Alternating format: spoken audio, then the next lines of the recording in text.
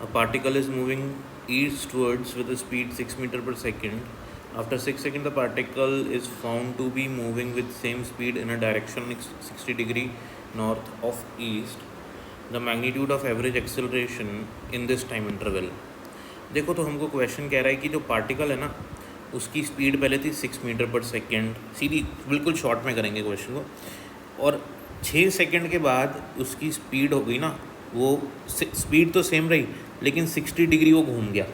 सीधी सी बात है, north of east किसी भी एंगल में घूमे, किसी भी दिशा में घूमे, 60 डिग्री से घूम रहा है। हमको तो क्वेश्चन पूछ रहा है कि एवरेज एक्सेलरेशन का मैग्नीट्यूड निकालना है, तो कोई भी डायरेक्शन में घूमे 60 डिग्री घूमे, हमको तो बस ये ध्यान रखना है, ठीक है ना। मैग्नीट्यूड की बात करेंगे सीधी सीधी। तो एवरेज एक्सेलरेशन का फॉर्मूला होता है डियर स्टूडेंट्स, एवरेज एक्सेलरेशन का फॉर्मूला होता है ये, change in velocity upon time. अब वेलोसिटी चेंज क्यों हो रही है, देखो ध्यान देना, वेलोसिटी दो तरीके से चेंज होएगी, या तो वेलोसिटी का मैग्नीट्यूड चेंज हो जाए या डायरेक्शन चेंज हो जाए, या दोनों चेंज हो जाए। अब यहाँ पे मैग्नीट्यूड चेंज नहीं हो रहा क्योंकि पहले भी 6 है, देख लो क्वेश्चन में, और सेम स्पीड से घूमा है 60 डिग्री से, तो सिर्फ क्या चेंज हुआ, डायरेक्शन। तो अब देखो सपोज़ पहले ऐसे जा रहा था, अब 60 डिग्री से घूम के ऐसे जा रहा है, ठीक है। वेलोसिटी पहले भी v थी और बाद में भी v ही है, तो मैग्नीट्यूड वेलोसिटी का नहीं बदला, और अपन ने इस क्वेश्चन में मैग्नीट्यूड की ही बात करनी है। अच्छा, अब पहले वेलोसिटी इधर थी, फिर वेलोसिटी इधर है, तो मैं रिजल्टेंट कैसे निकालूंगा। रिजल्टेंट निकालने के लिए क्या करना पड़ेगा मेरे को चाहिए चेंज इन वेलोसिटी।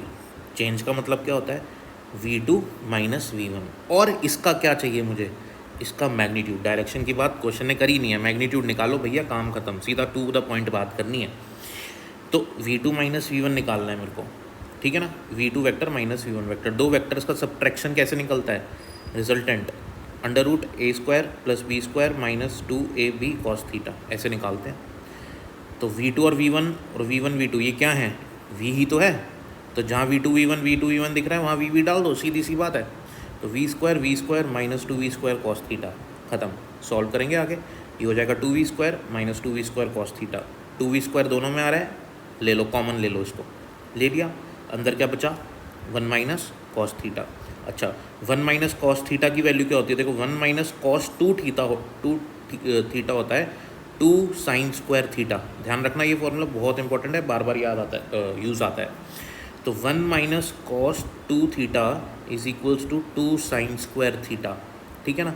तो यहाँ पे डबल एंगल होगा, तो यहाँ पे साइन का हाफ एंगल आएगा। अब यहाँ पे थीटा है, तो आंसर में क्या आएगा, 2 साइन स्क्वायर थीटा बाई 2। अगर यहाँ पे 2 थीटा तो यहाँ पे थीटा, और अगर 1 माइनस कॉस थीटा होगा तो आंसर में क्या आएगा, 2 साइन स्क्वायर थीटा बाई 2।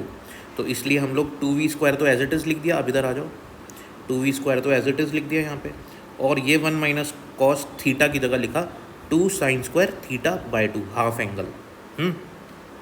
अच्छा, 2 और 2 4 हो गया, और v स्क्वायर और साइन स्क्वायर थीटा बाई 2, तो ये अपने पास क्या आ जाएगा, रिजल्टेंट अंडर रूट में है ना, तो अंडर रूट में आ जाएगा 2v साइन थीटा बाई 2। अब ये फॉर्मूला याद रखो आप, ये फॉर्मूला कब, किसका फॉर्मूला है, चेंज इन वेलोसिटी का। जब वेलोसिटी का सिर्फ मैग्नीट्यूड बदला हो, उस कंडीशन में चेंज इन वेलोसिटी का जो मैग्नीट्यूड होगा वो किसके बराबर होगा, ये रटना है फॉर्मूला आपको अच्छे से, 2v साइन थीटा बाई 2। अच्छा, वेलोसिटी मुझे कितनी दी है, यहाँ पे 6 दी है, यहाँ पे रखो 6। थीटा कितना दिया है मुझे यहाँ पे 60 डिग्री, यहाँ पे रखो 60 डिग्री। तो पहले ये था, फिर 6 मीटर पर सेकंड से फिर 60 डिग्री घूम गया, तो अब हम यहाँ फॉर्मूला यूज़ कर लेते हैं, एवरेज एक्सेलरेशन का फॉर्मूला। तो डेल वी की वैल्यू तो हम निकाल चुके हैं, यही तो मेरा change in velocity vector magnitude है वेलोसिटी का।